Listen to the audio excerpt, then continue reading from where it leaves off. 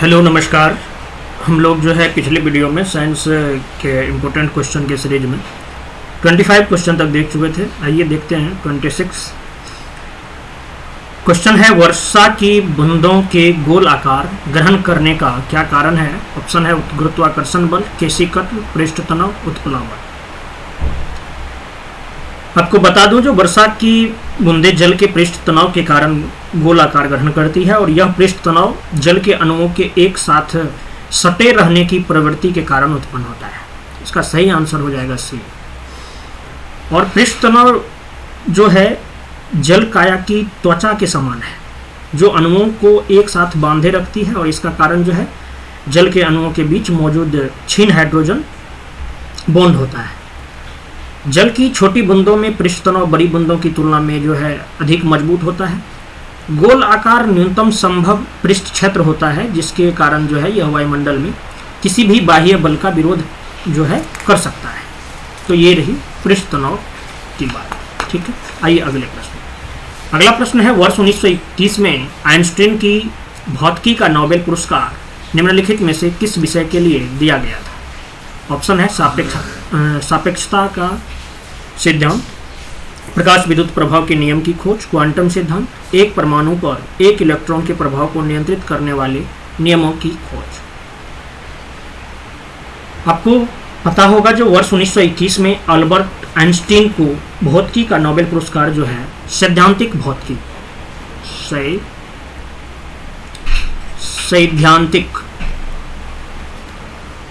सैद्धांतिक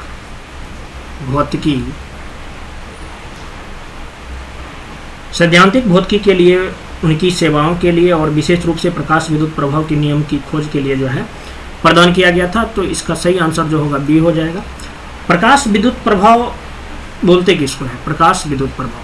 प्रकाश विद्युत प्रभाव जो है, जब किसी धातु पर प्रकाश पड़ता है तो धातु की सतह से इलेक्ट्रॉन जो है बाहर निकल सकते हैं और इस परिघटना को जो है प्रकाश विद्युत प्रभाव कहा गया है।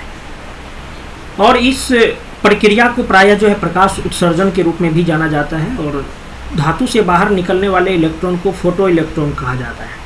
अपने व्यवहार और गुणों के संदर्भ में फोटो इलेक्ट्रॉन जो है अन्य इलेक्ट्रॉन से अलग नहीं है।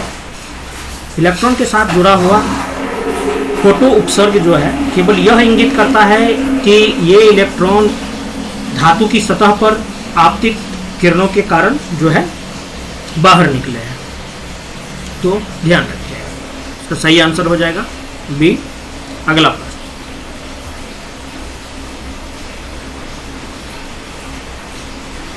निम्नलिखित में से किस प्रयोजन के लिए हाइड्रोजन का उपयोग नहीं किया जाता है?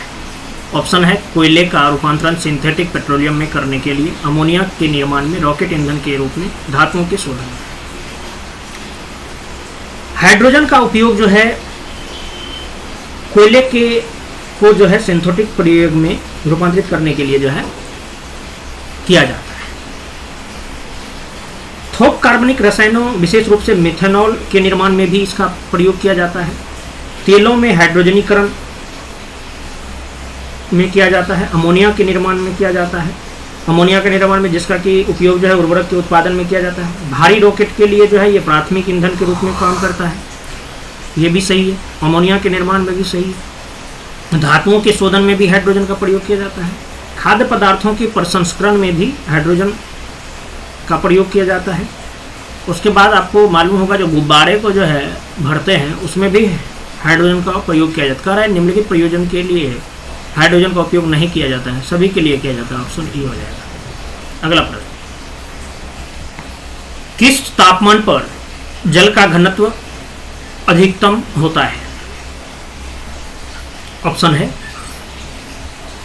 4 degree Celsius, -4 degree Celsius, 0 degree kelvin, 4 degree Celsius, 0 degree Fahrenheit.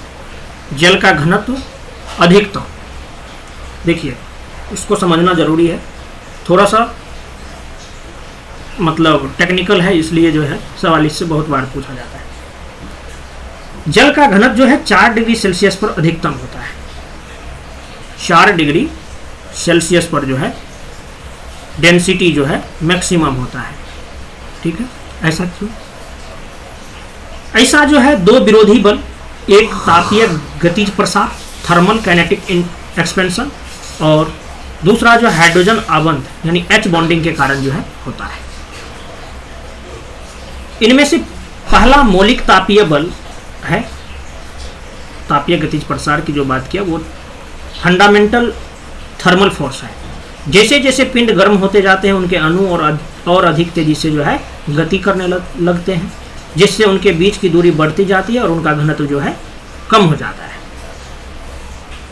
दूसरा बात जो मैंने बताया हाइड्रोजन बॉन्ड की, तो दूसरा हाइड्रोजन बॉन्ड की जो बात है तो ऐसा जो है जल में होता है, जहां एक अणु का ऑक्सीजन पड़ोसी अणु के हाइड्रोजन के साथ जो है एक कमजोर बॉन्ड बनाता है और यह एक प्रकार के षटकोणीय 3D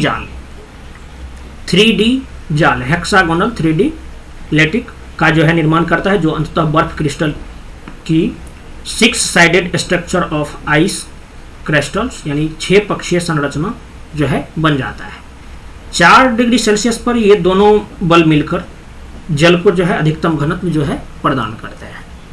तो सही आंसर जो है अधिकतम 4 डिग्री सेल्सियस पर। अगला प्रश्न, निम्नलिखित में से कौन उत्कृष्ट गैस नहीं है? उत्कृष्ट गैस, नोबल गैस नहीं है। ऑप्शन है आर्सेनिक, आर्गन, क्रिप्टन, हीलियम। उत्कृष्ट गैस जो है, नोबल गैस जो है, ऐसी गैसें होती है जो सामान्यतः अन्य पदार्थों के साथ नॉन रिएक्टिव होती है, गैर अभिक्रियाशील होती है। इनमें जो है हीलियम, नियन, आर्गन, क्रिप्टन, हीलियम, नियन, आर्गन, क्रिप्टन, जेनन और रेडन और ओगेन्सन ओजी जो है ये नोबेल गैस के उदाहरण है। तो इनमें देखिए आर्सेनिक, आर्गन, क्रिप्टन, हीलियम ये सब है। निम्नलिखित में से कौन नहीं है? तो आर्सेनिक हो जाएगा, ए हो जाएगा इसका आंसर। अच्छा, ये नोबेल गैस जो है रंगहीन, गंधहीन, स्वादहीन गैसें हैं और एक समय इन्हें जो है पूर्णतः अक्रिय माना जाता था, यानी वे किसी रासायनिक यौगिक का निर्माण जो है ये लोग नहीं कर सकते हैं। हालांकि इन तत्वों के कुछ यौगिकों का उत्पादन किया गया है, जैसे क्रिप्टन, जेनन, रेडन के फ्लोराइड्स बनाए जो है, क्रिप्टन, जेनन और रेडन इन तीनों के फ्लोराइड्स जो है बनाए गए हैं। नोबेल गैसों की जो है रासायनिक अभिक्रिया इस तथ्य के कारण होती है कि उनका बाह्य या सहसंयोजी इलेक्ट्रॉन शेल पूर्ण होता है, जहां हीलियम के मामले में 2 इलेक्ट्रॉन और अन्य गैसों के मामले में जो है 8 इलेक्ट्रॉन होते हैं। अक्रिय गैसों को कभी कभी दुर्लभ गैस, रेयर गैसेस भी कहा जाता है। हालांकि आर्गन दुर्लभ नहीं है, क्योंकि आपको मालूम होगा जो आर्गन के बारे में, आर्गन जो है यह वायुमंडल के लगभग 1% भाग का निर्माण करता है। वायुमंडल का लगभग 1% भाग का जो है निर्माण करता है। हीलियम को व्यावसायिक रूप से प्राकृतिक गैस और वायुमंडल से प्राप्त किया जाता है और वे अपने तत्व रूप में पाए जाते हैं और उन्हें जो है आवर्त सारणी के 18 वर्ग में जो है नोबेल गैसों को रखा गया है। ठीक है, वर्ग में अगर बात करेंगे कहाँ रखा गया है तो वर्ग 18 में। चलिए आंसर हो जाएगा इसका ए। अगला प्रश्न है फोटोग्राफी में इस्तेमाल होने वाला लवण है। ऑप्शन है potassium chloride, silver bromide, trisodium phosphate, sodium iodide. Photography में सिल्वर ब्रोमाइड की प्रकाश संवेदनशील प्रकृति के कारण जो है इसका उपयोग फोटोग्राफी में किया जाता है। आंसर हो जाएगा silver bromide, AgBr। Silver bromide जो है एक मृदु हल्का पीला जल में अघुलनशील लवण है, जिसे प्रकाश के प्रति जो है उसकी असामान्य संवेदनशीलता के लिए जाना जाता है। और यह जो है लवण प्राकृतिक रूप से ब्रोमोजराइट या ब्रोमीराइट खनिज के रूप में पाया जा सकता है। और सिल्वर ब्रोमाइड का उपयोग जो है फोटोग्राफिक फिल्मों और प्लेटों में किया जाता है और इसका उपयोग अवरक्त अनुप्रयोगों के लिए, प्रकाश संवेदनशील चश्मों के लिए और अर्धचालकों के लिए भी जो है किया जाता है। तो ये भी ध्यान रखिएगा सिल्वर ब्रोमाइड। अगला प्रश्न, प्लास्टर ऑफ पेरिस निम्नलिखित में से किससे बना होता है? Option zinc, magnesium, gypsum, cadmium. Plaster of Paris जो है एक सफेद रंग का चूर्ण है जो जिप्सम से बना होता है। आंसर हो जाएगा सी। जिप्सम कैल्शियम सल्फेट्स और जल से बना होता है। Calcium sulphate CaSO4 plus H2O जल से बना होता है और इसका रासायनिक नाम जो है calcium sulphate dihydrate, calcium sulphate dihydrate है। ठीक है, इसका नाम प्लास्टर ऑफ पेरिस जो है इसलिए पड़ा क्योंकि इसका मुख्य घटक जिप्सम पेरिस में प्रचुर मात्रा में पाया जाता है और इसका सफेद चूर्ण जल के साथ मिश्रित होने पर एक पेस्ट बनाता है जो सूखने के बाद जो है ठोस कठोर संरचना में जो है बदल जाता है। प्लास्टर ऑफ पेरिस का उपयोग भी जो है बहुत सारे हैं। यह एक निर्माण सामग्री है जिसका उपयोग जो है अपने लोग दीवारों और छत पर एक सुरक्षा परत या कटिंग के रूप में करते हैं। इसका उपयोग सजावटी वस्तुओं के लिए मोल्डिंग और कास्टिंग एजेंट के रूप में किया जाता है। चिकित्सा के क्षेत्र में विभिन्न हड्डियों पर जो है बाह्य आवरण के रूप में इसका उपयोग किया जाता है। इसका उपयोग ऐतिहासिक स्मारकों और संरचनाओं के निर्माण में किया जाता है। फ्रेस्को पेंटिंग में भी किया जाता है। प्राकृतियाँ बनाने के लिए भी किया जाता है क्योंकि यह जो पानी में डूबने पर भी सिकुड़ता नहीं है। प्लास्टर ऑफ पेरिस का उपयोग मूर्तियों के निर्माण में, इमारत की सजावट के रूप में, उपयोगी धातु ढलाई के लिए भी किया जाता है। इमारतों में आग के खतरों से बचने के लिए भी किया जाता है क्योंकि जो है प्लास्टर ऑफ पेरिस आग प्रतिरोधी होता है। प्लास्टर का उपयोग रोगियों के लिए इंडिविजुअल इमोबिलाइजेशन सेल के उत्पादन के दौरान जो है रेडियोथेरेपी की तैयारी के लिए भी जो है इसका उपयोग किया जाता है। दंत चिकित्सा में स्थानांतरित किए जाने वाले दांतों के लिए जो है सांचों के मतलब खाका के निर्माण में भी किया जाता है। तो ये सब प्लास्टर ऑफ पेरिस के उपयोग की बात कर रहे थे। अगला प्रश्न है, निम्नलिखित में से किस अम्ल को अम्लराज के नाम से जाना जाता है? ऑप्शन है हाइड्रोक्लोरिक अम्ल, साइट्रिक अम्ल, सल्फ्यूरिक अम्ल, नाइट्रिक अम्ल। प्रयोगशाला और रासायनिक उद्योगों में व्यापक उपयोग के कारण जो है सल्फ्यूरिक अम्ल को जो है अम्लराज, किंग ऑफ एसिड भी कहा जाता है। ऑप्शन हो जाएगा सी। सल्फ्यूरिक अम्ल जो है H2SO4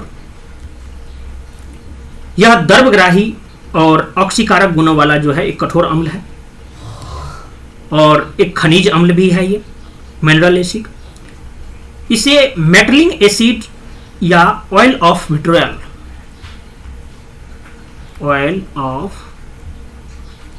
विट्रियोल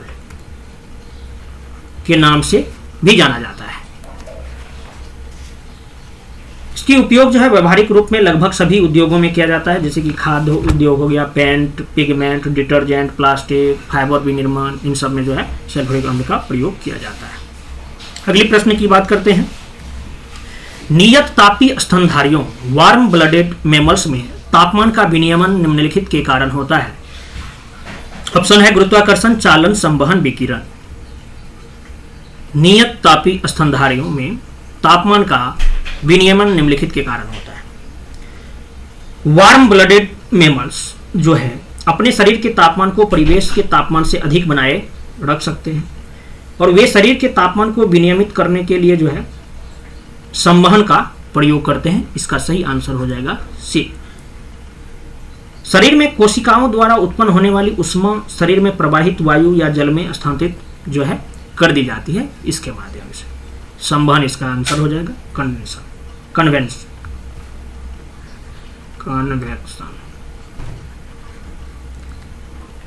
ठीक है।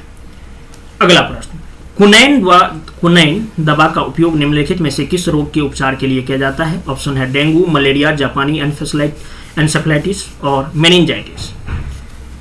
क्विनैन या क्विनिन भी बोलते हैं इसको। इसका उपयोग जो है एकल औषधि के रूप में या अन्य दवाओं के साथ सम्मिलित रूप से मलेरिया के उपचार के लिए जो है किया जाता है। इसका सही आंसर बी हो जाएगा। मलेरिया जो है विश्व के कुछ हिस्सों में मच्छरों द्वारा फैलने वाली एक गंभीर और जानलेवा बीमारी है। क्विनिन दवाओं के उस वर्ग में शामिल है जिसे जो है एंटी मलेरियल्स कहा जाता है और ये जो है मलेरिया उत्पन्न करने वाले सूक्ष्म जीव को नष्ट करके रोगी को जो है स्वस्थ करते हैं। कुनेन जो है एक प्रकार से एक सफ़ेद क्षारक यानी अल्कलाइड है और स्वाद में जो है ये कड़वा होता है। यह इसे जो है सिनकोना पेड़ की छाल से निकाला जाता है जो कि एक एंजियोस्पर्म पादप है।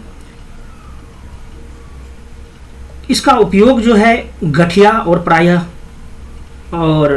प्रायन संबंधी रोग के उपचार में किया जाता है। इसका सही आंसर बी हो जाएगा। अगला प्रश्न है आधुनिक अनुवांशिकी मॉडर्न जेनेटिक्स का जनक जो है किसे कहा जाता है?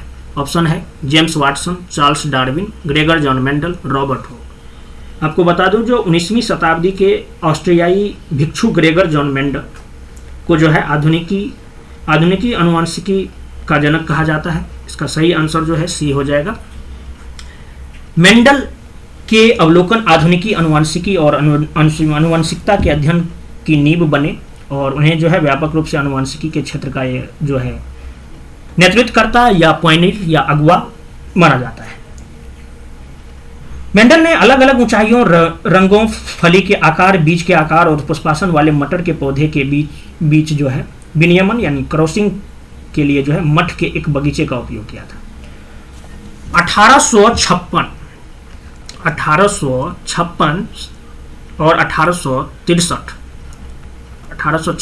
1863 के बीच चले मेंडल के प्रयोग से पता चला कि कैसे पैतृक गुणों का जो है संतति में प्रवाह होता है। जैसे ऐसे समझिए, जब उन्होंने हरे मटर के साथ पीले मटर की क्रॉसिंग कराई तो सभी जितने भी संतति मिले सभी संतति जो है मटर पीले उत्पन्न हुए। लेकिन जब इन संततियों ने आगे प्रजनन किया तो अगली पीढ़ी में जो है मतलब 75% 3/4 जो है पीले और 1/4 हरे थे।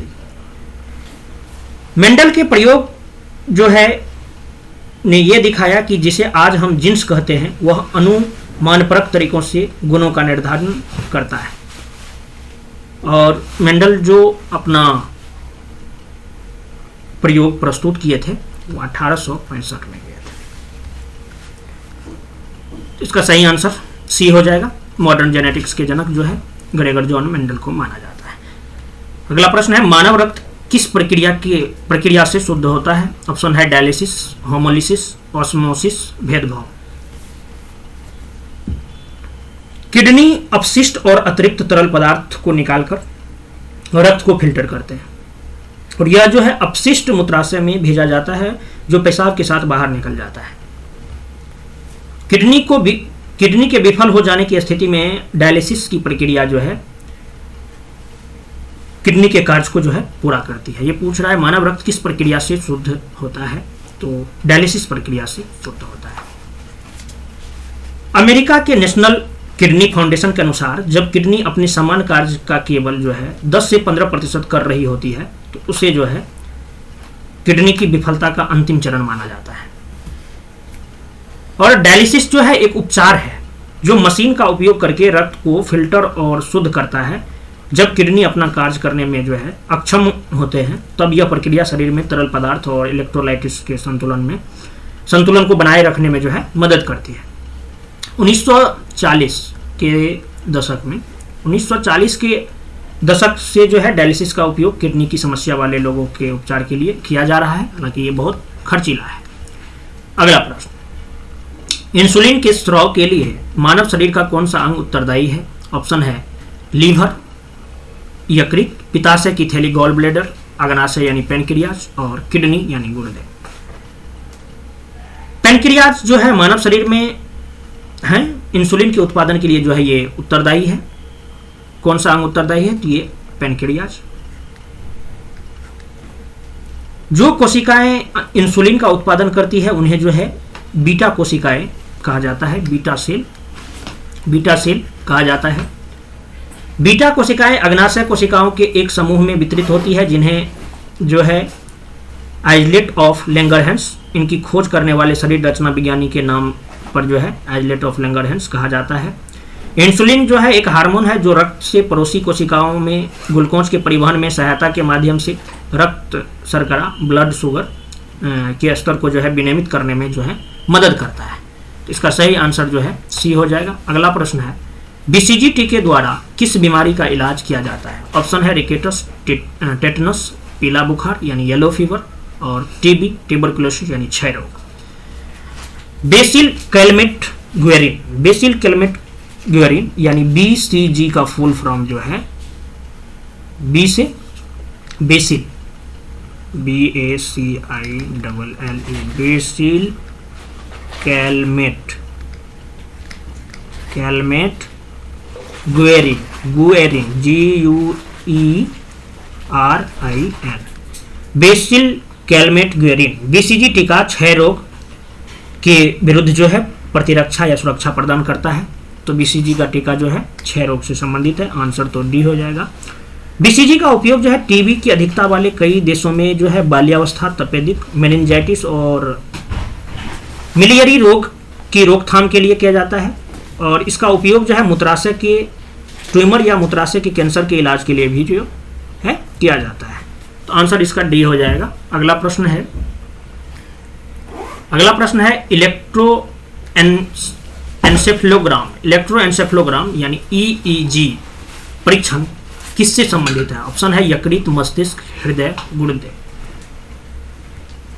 इलेक्ट्रोएन्सेफेलोग्राम एक परीक्षण है जो खोपड़ी से जोड़ी गई छोटी धातु का उपयोग करके जो है मस्तिष्क में विद्युत गतिविधि का जो है पता लगाता है। तो मस्तिष्क के रिलेटेड है परीक्षण, तो आंसर हो जाएगा बी। और एक जर्मन मनोचिकित्सक जिनका नाम था हैंस बर्गर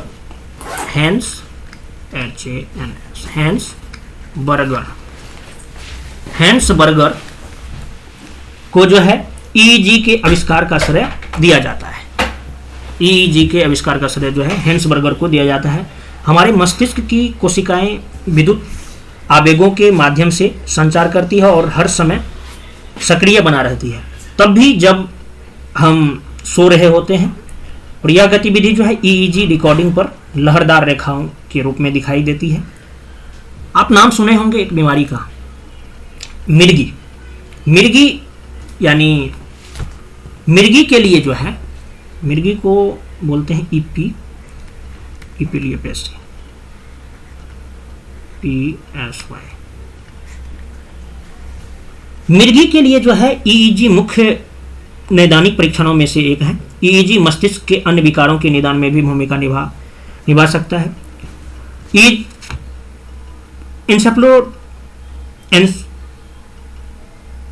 इसका उपयोग जो है ब्रेन डेथ की पुष्टि करने के लिए भी जो है किया जाता है, इलेक्ट्रोएन्सेफेलोग्राम का। ठीक है, तो इसका सही आंसर जो है बी हो जाएगा। अगला प्रश्न है निम्नलिखित में से किसकी माप क्रेस्कोग्राफ द्वारा की जाती है? ऑप्शन है दूध की शुद्धता, तरल का प्रवाह, पौधों की वृद्धि, प्रकाश की तीव्रता। आपको बता दूं, जो क्रेस्कोग्राफ ऐसा उपकरण है जिसका उपयोग जो है पौधों में वृद्धि के मापन के लिए जो है किया जाता है। सही आंसर जो है सी हो जाएगा। भारतीय वनस्पति शास्त्री सह जीव विज्ञानी जिनका नाम था sir Jagdish Chandra Bose, GC Bose, Jagdish Chandra Bose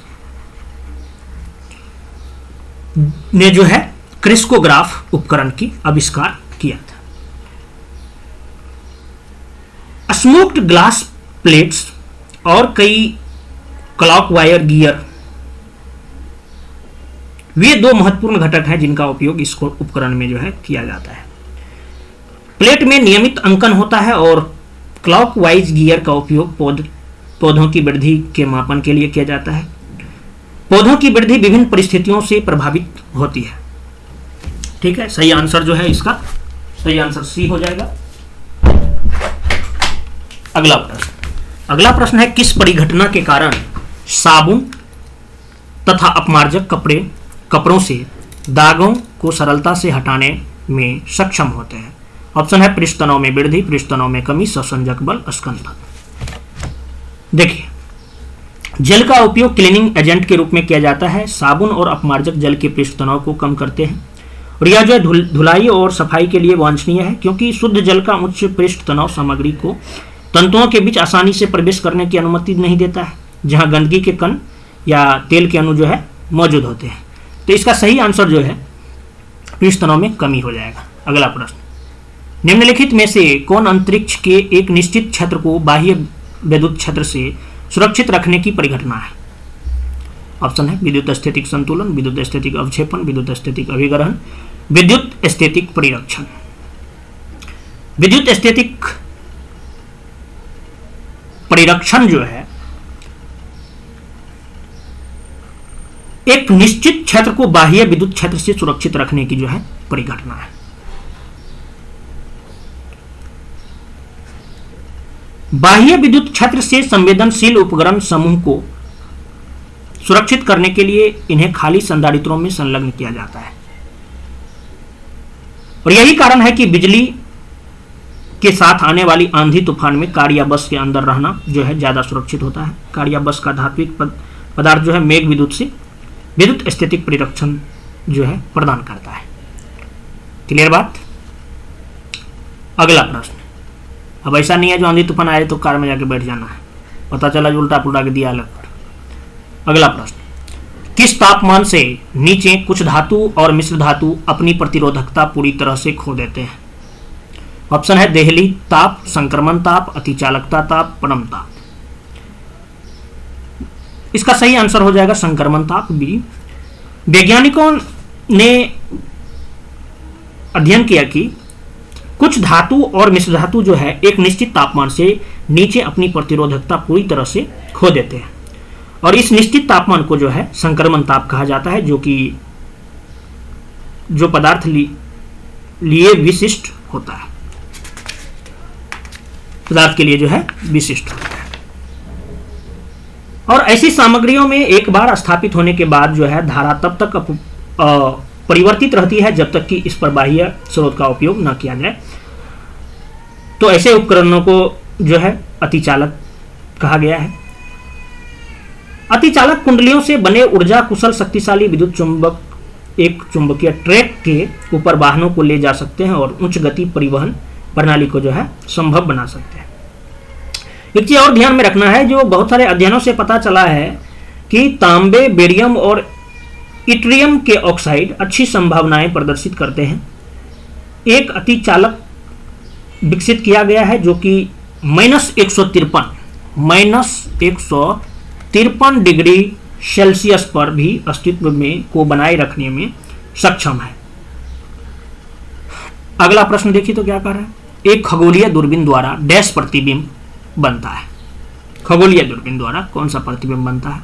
option है सीधा वास्तविक और छोटा, सीधा आभासी और आवर्धित, उल्टा आभासी और आवर्धित, उल्टा वास्तविक और आवर्धित। खगोलीय दूरबीन की बात हो रही है। देखिए एक खगोलीय दूरबीन क्या है भाई? खगोलीय दूरबीन किसको बोलते हैं? खगोलीय दूरबीन, तो एक खगोलीय दूरबीन जो है एक प्रकाशिक उपकरण है जिसका उपयोग जो है दूरस्थ खगोलीय पिंडों जैसे कि सितारों, ग्रहों, उपग्रह, आकाशगंगा, इन सब के आवर्धित प्रतिबिंब को देखने के लिए जो है इसका उपयोग किया जाता है। इसमें जो है खगोलीय दूरबीन में दो उत्तल लेंस का उपयोग किया जाता है, जिसमें कि एक अभिदृश्यक जो दूर रखी वस्तु का प्रतिबिंब अपनी फोकस दूरी पर बनाता है, और दूसरा जो है नेत्रक जो एक साधारण आवर्धक के रूप में कार्य करता है और इसकी सहायता से अभिदृश्यक द्वारा बनाए गए प्रतिबिंब को जो है देखा जाता है। इसकी दूरी अभिदृश्यक और नेत्रक दोनों की फोकस दूरी के योग के बराबर होती है और इसका कोणीय आवर्धन जो है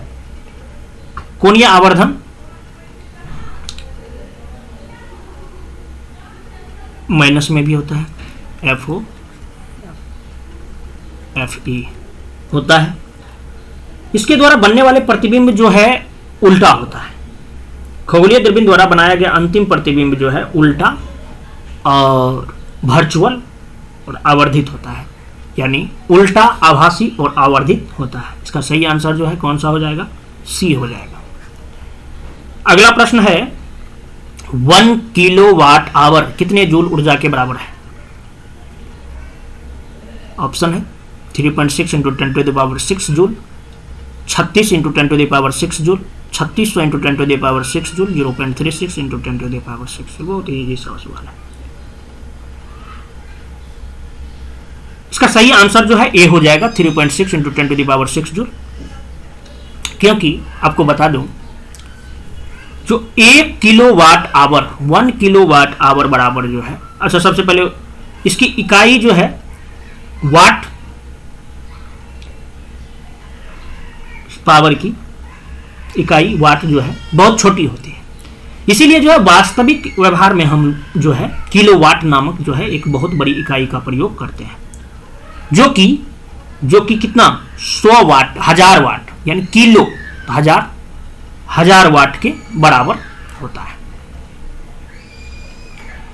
क्योंकि विद्युत ऊर्जा शक्ति और समय का गुणनफल है, इसलिए जो है विद्युत ऊर्जा की इकाई जो है, विद्युत ऊर्जा की इकाई वाट और आवर होती है। अब वाट आवर यानी वाट घंटा ऊर्जा की खपत का कहने का मतलब यह है कि 1 वाट बिजली का उपयोग 1 घंटे के लिए किया गया है, ऐसी बात कहेंगे अगर 1 वाट आवर की बात करेंगे तो। विद्युत ऊर्जा की वाणिज्यिक इकाई जो है kWh है, किलोवाट आवर है, जिसे सामान्यतः जो है किलोवाट आवर को यूनिट के रूप में जाना जाता है। आप लोग भी जानते हैं कितना यूनिट बिजली कर रहे हैं, जैसे केजरीवाल कहते हैं 200 यूनिट बिजली फ्री रहेगा, तो वही वाला बात है, यूनिट के रूप में जाना जाता है। अब 1 किलोवाट आवर की बात की है। 1 किलोवाट आवर बराबर क्या, किलो के जगह पे 1000 ग्राम, 1000 वाट मल्टीप्लाई कर दो किससे, आवर को अगर सेकंड में लाओगे तो क्या हो जाएगा, 6 6 जा 36, 3600 सेकेंड। तो इसको अगर गुना करोगे तो मेरे भाई साहब कितना आ जाएगा, 3.6 इंटू 10 टू दी पावर 3 0 इधर 2 5 1 6 10 टू दी पावर 6 जूल हो जाएगा। ठीक है, क्लियर बात। अगला प्रश्न है, किसी धातु को अमलगम कहे जाने के लिए कौन सा घटक आवश्यक है? ऑप्शन है तांबा, जिंक, एल्युमिनियम या पारा। ऐसा मिश्र धातु जिसका एक घटक पारा होता है उसे अमलगम कहा जाता है। इसका सही आंसर डी हो जाएगा। क्लियर बात, लेकिन इसके बारे में और जानिए थोड़ा सा। आंसर तो डी होगा। पारे की उच्च मात्रा वाले तरल, अच्छा पारे जो है तरल अवस्था में रहता है, पता होगा आपको। तो पारे की उच्च मात्रा वाले तरल को छोड़कर अमलगम जो है संरचना में क्रिस्टलीय होते हैं। अमलगम के बारे में प्राचीन काल से ही जाना जाता है और पहली शताब्दी ईस्वी में प्लिनी द एल्डर द्वारा जो है इसका उल्लेख किया गया। और गदन चिकित्सा में चांदी और टीन के अमलगम, जिसमें कि मामूली मात्रा में तांबा और जस्ता भी उपलब्ध होता है, का उपयोग दांतों को भरने के लिए जो है किया जाता है या किया गया था, अभी भी चल रहा है। अगला प्रश्न देखिए, कौन सा अम्ल जो है नेत्र धावन का घटक है? ऑप्शन है नाइट्रिक अम्ल, ऑक्जेलिक अम्ल, फॉर्मिक अम्ल, बोरिक अम्ल। देखिए, बोरिक अम्ल में फंगल संक्रमण यानी बैक्टीरियल संक्रमण के विरुद्ध जो है हल्के एंटीबायोटिक गुण होते हैं। और बोरिक अम्ल का उपयोग जो है आंखों को साफ करने या भिगोने के लिए जो है नेत्र धावन के रूप में जो है किया जाता है। आंसर हो जाएगा डी। बोरिक अम्ल जो है आंखों की जलन से राहत प्रदान करता है और धुंध यानी स्मोक, क्लोरीन या अन्य रासायनिक प्रदूषकों को आंखों से हटाने में जो है ये सहायक होता है। अगला प्रश्न है, जो भारत में निम्नलिखित में से किस या किन विषैले रसायनों पर प्रतिबंध लगाया गया है जो शरीर के कुछ हार्मोन की नकल करता है और कैंसर की प्रगति को सक्रिय करता है? ऑप्शन है benzodiazepine, bisphenol A, statin, anticholinergic, BPA bisphenol A. BPA जो है एक विषाक्त रसायन है जिसे हार्मोन की नकल करने के लिए जाना जाता है और यह जो है कैंसर की वृद्धि को जो है सक्रिय करता है और प्रजनन तंत्र के विकास को भी जो है बाधित करता है। आंसर हो जाएगा बी। और ये तीनों जो है विकल्प में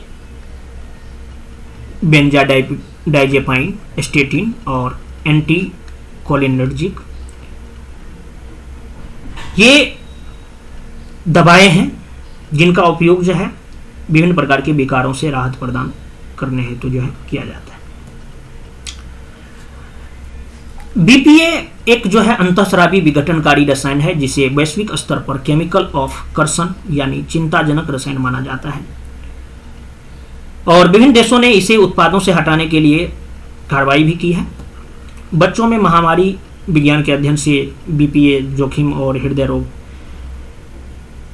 लीवर में भी विषाक्तता, चयापचयी सिंड्रोम जिसमें कि चयापचय सिंड्रोम यानी कि मधुमेह, मोटापा, इन सब के बीच जो है संबंध के संकेत जो है इनसे मिले हैं। तो आंसर हो जाएगा बी। अगला प्रश्न बिस्फेनॉल ए। अगला प्रश्न है और ये अंतिम प्रश्न रहेगा इस लेक्चर का। हीलियम के नाभिक के घटक कौन से हैं?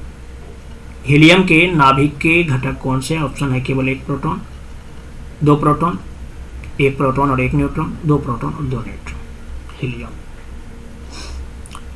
हीलियम जो है आवर्त सारणी में कौन से गैस है भाई? अभी आज अब हम लोग जिक्र भी किए हैं इसी लेक्चर पे, inert gas, noble gas. Helium जो है नोबल गैस है तो ये समूह 18 में शामिल रासायनिक तत्व है और जो यह जो है आवर्त सारणी का दूसरा सबसे हल्का तत्व है।